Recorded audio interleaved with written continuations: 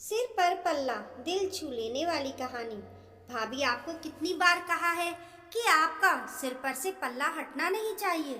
आप इस घर की बहू हो तो बहू की मर्यादा में रहो, बेटी बनने की कोशिश मत करो। शीतल ने अपनी भाभी नव्या को डांटते हुए कहा। जी दीदी, वह गलती से पल्लू गिर गया था। रसोई में इतनी गर्मी थी कि ध्यान भी नहीं रहा। आगे से मैं इस बात का ध्यान रखूंगी, नव्या ने अपना पल्लू ठीक करते हुए कहा। ध्यान तो आपको रखना ही चाहिए। गर्मी है तो क्या हुआ, घर में पापा हैं, वे कभी भी इधर आ सकते हैं। इसलिए आपको हमेशा अलर्ट रहना चाहिए। एक तो आपको इतनी सुविधा दे रखी है, घूंघट ना लेकर सिर्फ सिर पर पल्लू रखना होता है, वह भी आपको ध्यान नहीं रहता। कोई मैं आपके आगे पीछे डोलती ना थोड़ी ना रहूंगी। शीतल ने कहा तो उसका भाई महेंद्र बीच में ही बोला। शीतल, तुझे नहीं लगता तू कुछ दिनों से ज्यादा बोल रही है? नव्या तुम्हारी भाभी है, उम्र और पद दोनों में तुझसे बड़ी है। तुझे थोड़ा सोच समझकर बोलना चाहिए। अरे, क्या गलत कह रही है वह? अपने घर के तरीके ही तो सिखा रही है उसे। और फिर ध्यान तो तेरी पत्नी को रखना चाहिए, पर हमेशा हर बात का शीतल ध्यान रखती है। महेंद्र को शीतल को समझाते देखकर सासू माँ ममता जी बीच में ही बोल पड़ी। पर मम्मी, पापा रसोई में नहीं आते हैं और रसोई का सारा काम नव्या को करना पड़ता है, तो रसोई में सिर पर पल्ला रखने की क्या जरूरत है? महेंद्र ने कहा। देखा मम्मी, भाभी के आते ही भैया की भी जबान चलने लगी है। अब इसे कौन सिखा रहा है, समझ जाओ। शीतल बीच में ही बोली। हाँ बेटा, सब समझ में आ रहा है मुझे। बीबी गर्मी में रसोई में काम करती है, परेशान होती है, वह दिखता है इसे। पर पहले माँ करती थी, वह तो नहीं दिखता था इसको। मम्मी, आप कौन सा किचन में सर ढककर काम करते थे, और हम भी तो किचन में आपकी बराबर मदद करते थे। नव्या की तो कोई नहीं करता। और फिर शीतल किस तरीके से नव्या से बात करती है, ये भी तो देखो। क्या ये अच्छी बात है? तो तू क्या चाहता है, अब बहू के आने के बाद हम किचन में काम करने लग जाएं? यही दिन देखना बाकी रह गए थे। बीबी के आने के बाद माँ बहन का प्यार गया चूल्हे में। अब तो इसकी बीबी को हम कुछ कह भी दे तो उसे बुरा लगता है। सासू माँ रोते हुए बोली। भैया, रुला दिया ना मम्मी को?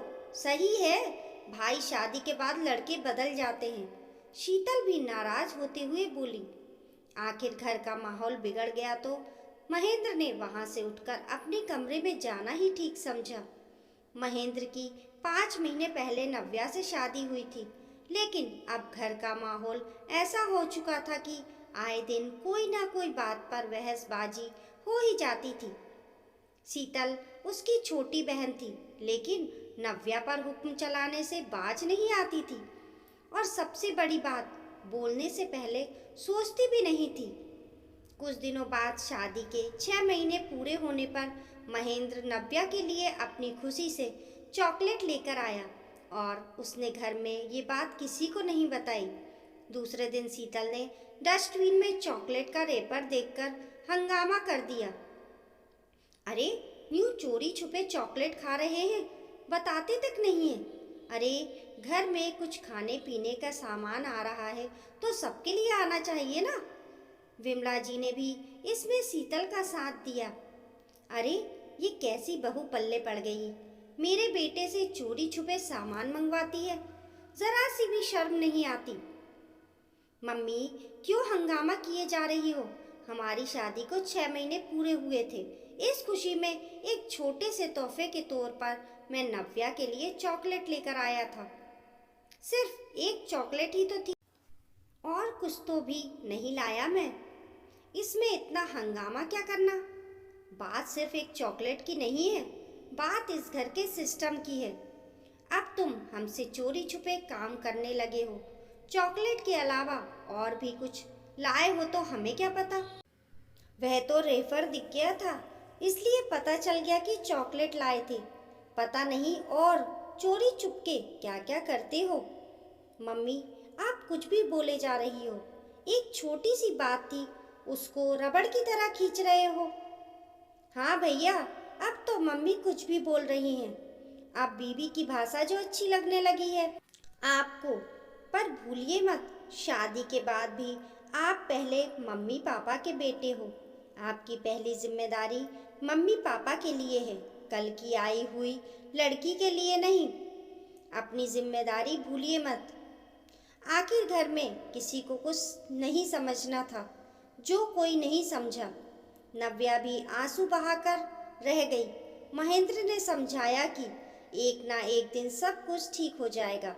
आखिर मम्मी तो शीतल के बहकावे में आकर ये सब करती हैं। जब शीतल की शादी हो जाएगी तो सब कुछ ठीक हो जाएगा। वक्त यूं ही चल रहा था। आज ननंद की शादी हो चुकी थी और शादी के 4 महीने बाद वह मायके आई थी। घर में आते से ही उसकी नज़र रसोई में काम करती हुई नव्या पर पड़ गई। उसने अपना साड़ी का पल्लू कमर में खोस रखा था। ये देखकर शीतल ने आते ही अपनी भाभी को समझाइश देना शुरू कर दिया। भाभी, आज भी रसोई में बिना पल्ले के काम कर रही हो? मेरे ससुराल जाते ही बहुत बदल दिया आपने अपने आप को। याद रखो, इस घर के नियम कायदे आपको ही मानने हैं। आखिर उसकी बात सुनकर नव्या ने चुपचाप पल्ला सर पर रख लिया। सब लोग साथ में बैठे थे। तब शीतल ने कहा, क्या बताऊं मम्मी, मेरा पति तो पूरा अपनी माँ का श्रवण कुमार है। अपनी माँ की ही भाषा बोलता है। सही गलत में तो फर्क करना ही नहीं जानता।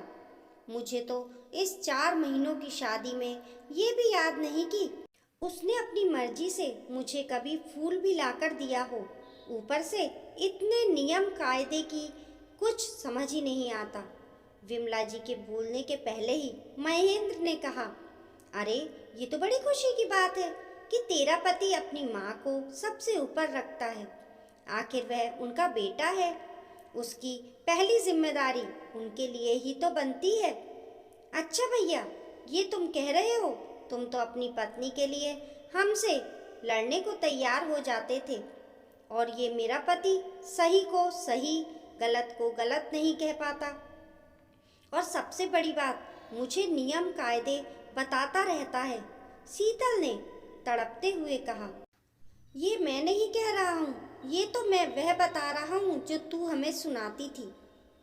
तू ही तो कहती थी कि एक बेटे की सबसे पहली जिम्मेदारी उसके माता पिता होते हैं, पत्नी सबसे आखिरी में आती है। अब तेरा पति तुझे सबसे आखिरी में रखता है तो उसमें गलत क्या है? तू भी तो उसकी पत्नी है। शुक्र मना कि तुझे तो सिर्फ तेरा पति नियम कायदे बताता है। यहाँ तो तेरी भाभी को समझाने के लिए तुम 2 लोग उसके पीछे पड़े रहते थे। महेंद्र, तुझे शर्म नहीं आती? तू अपनी बहन की समस्या सुलझाने की जगह उसको ताने मार रहा है। विमला जी ने कहा, ताने नहीं मार रहा हूँ मम्मी, आईना दिखा रहा हूँ।